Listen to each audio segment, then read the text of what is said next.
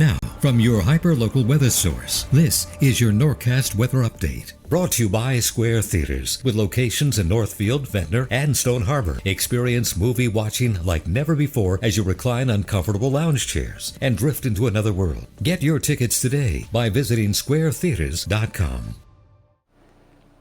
Happy Friday, everyone. It was extremely hot and humid this afternoon, very similar to yesterday, and unfortunately we're not done with that trend just yet. Tomorrow is going to be equally as sticky and just muggy. Tiny little signs of improvement over the later half of the weekend and the start of next week, but I don't think we're going to be noticing some big changes until much further down the line.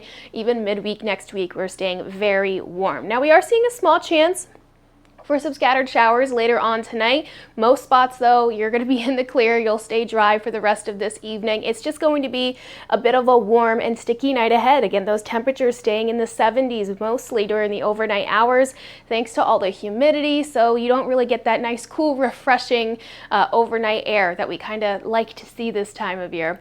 This is a look at our future satellite and radar for early tomorrow morning, kind of late tonight. You see a couple of scattered showers trying really hard to move across our region. I just don't think it's going to amount to much.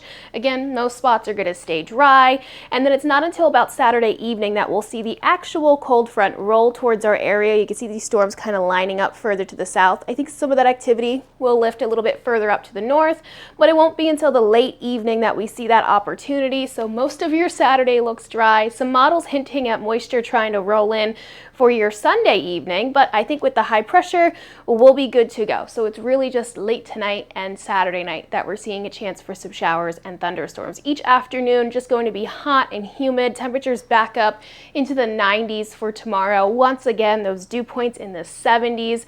Our heat advisory that was originally issued for just today and into tonight has been extended or reissued all the way into tomorrow evening as we continue to see that heat index above that 100-degree mark for even your Saturday afternoon. Very similar to today. I think most spots were 103, maybe even 106. Tomorrow will be very similar. And then, like I said, there's small signs of improvement throughout the later half of the weekend and into next week, but you're still going to be feeling like the 90s. Even down the shore, the temperatures will be in the 80s, if not closer to the upper 70s, but it will be feeling like almost 85, maybe 90 degrees thanks to all that humidity. Unless you're right on the beach and you have that beautiful breeze, it's going to be feeling pretty sticky, even right along the coastline as well. That chance for showers and thunderstorms for tomorrow, again, it's very late, so you don't have to worry about canceling any of your plans. If you wanted to go down the shore and try to stay cool for tomorrow afternoon, you're still good to go. Let's check in on Hurricane Beryl. It has moved across Cancun, Mexico, and the Yucatan Peninsula. It's going to move across the southern Gulf of Mexico throughout this weekend.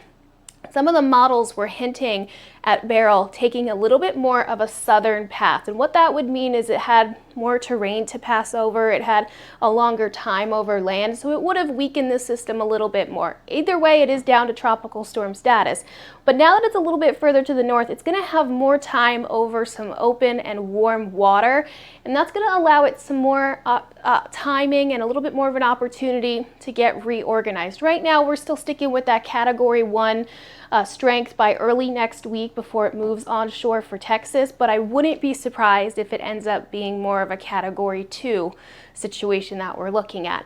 One of the big concerns, aside from the heavy rain and the large wave heights that could cause some coastal flooding, is also going to be the strong wind gust. Again, we have that.